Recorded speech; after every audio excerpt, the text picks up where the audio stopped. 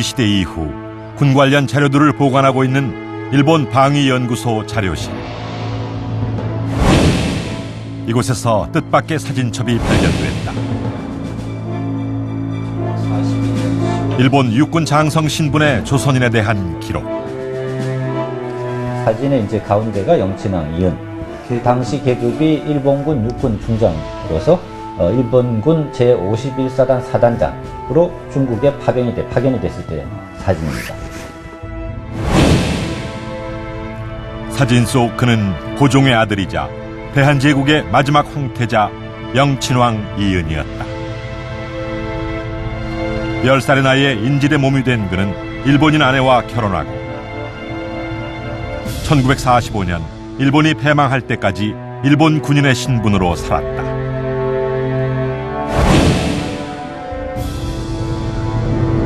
대한제국 마지막 황태자라는 박제된 이름으로 기억되는 영친왕 이은. 경랑의 한 시대를 지나온 그의 생애는 지금 우리에게 어떤 질문을 던지고 있는가?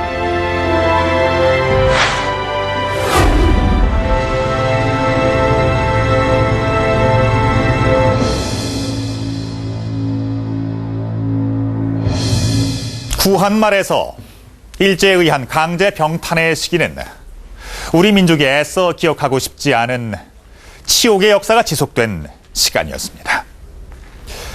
이때 조선과 일본 두 나라 사이 경랑의 시대 속에서 파란만장한 삶을 살다간 이가 있었습니다.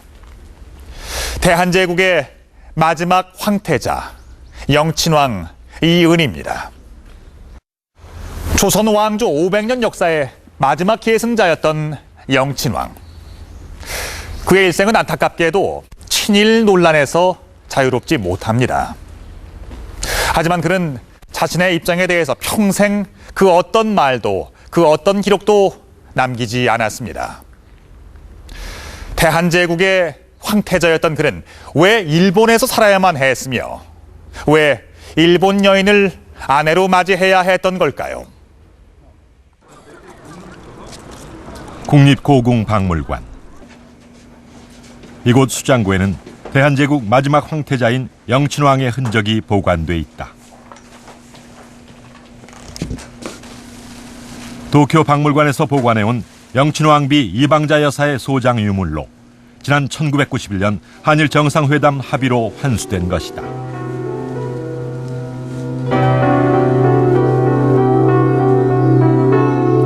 아들 영친왕의 결혼을 위해 고종이 생전에 준비해두었다는 대례복.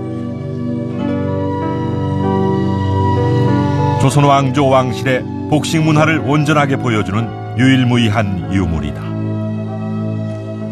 이 옷은 현재 홍색 비단에 앞뒤 가슴과 양쪽 어깨에 이렇게 금사로 만든 오조령부가 달려 있는데요.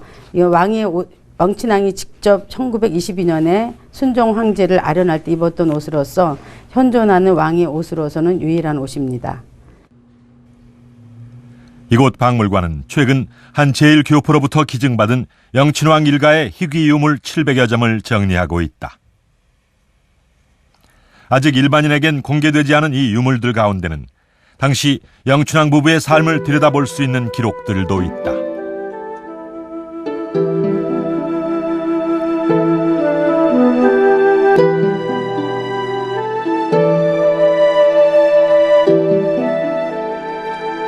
결혼이 예정돼 있던 1919년 신년의 일기다.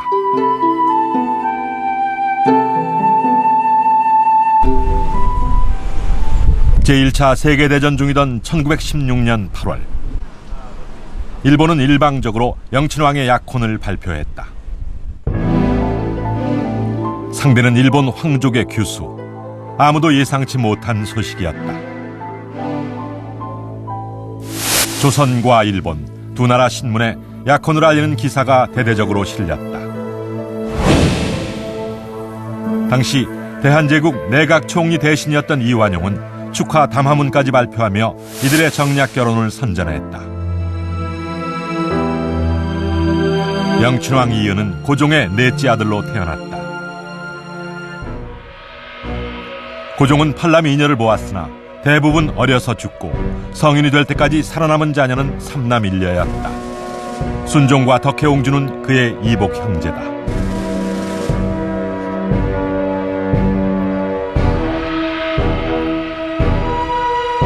영친왕의 생모인 순원 황귀비 엄씨는 명성황후 시해 후 고종의 측실이 되어 실질적인 국모 역할을 수행했다. 정치적 감각과 담력이 뛰어났던 그녀는 고종의 아관 파천을 주도하기도 했다.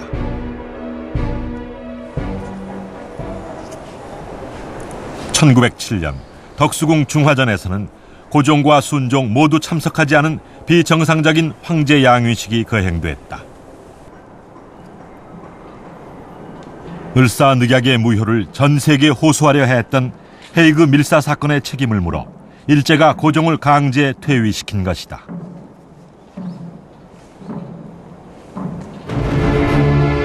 이어진 강제 군대 해산, 그리고 6일 뒤 20살 연상의 이복형 의춘왕을 제치고 영친왕 이은이 황태자에 책봉됐다. 일본 측의 입장에서는 대한황실을 흡수통합을 해야 되는데, 흡수통합을 하는 데 있어서 가장 본인들이 쉽게 할 수 있는 사람은 어린 영친왕이라고 보았을 것이고, 또 당시에 궁중 내에서 궁중의 힘을 가지고 있었던 엄기비의 영향력까지 합쳐지면서 그 영친왕이 황태자로 선택이 되었다고 이렇게 해석할 수 있겠습니다.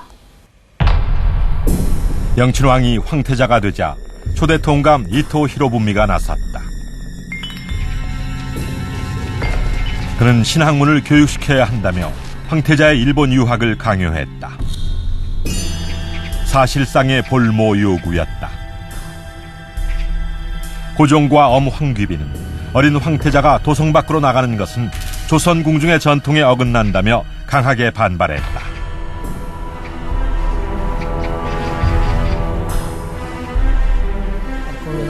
얼마 뒤 일본의 황태자 요시히토 일행이 친선 방문이라는 이름 아래 조선을 방문했다. 일본 황태자의 방한을 빌미삼아 대한제국 황태자의 일본행을 밀어붙이기 위한 이토 히로부미의 책략이었다.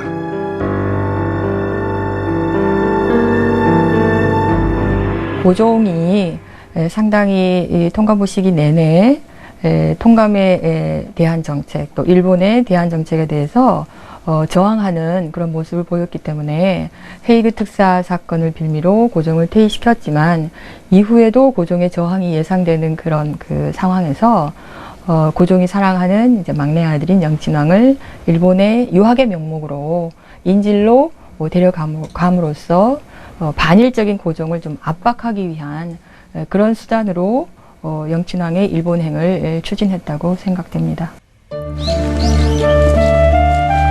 요시히토 방한 2달 후 영친왕은 결국 태자대사로 임명된 이토 히로부미와 함께 일본으로 떠나야 했다.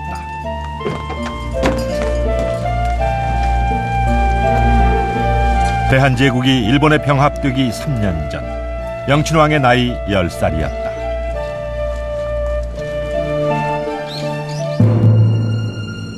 구한말 애국지사 황현은 당시 상황을 이렇게 전하고 있다. 이때 2등 방문은 일본 황태자가 초빙되어 왔으니 어찌 답내 사신으로 가서 사례를 하지 않을 수 있겠습니까? 라고 하므로 태왕제는 그의 뜻을 어기지 못하고 눈물을 흘리며 보냈다.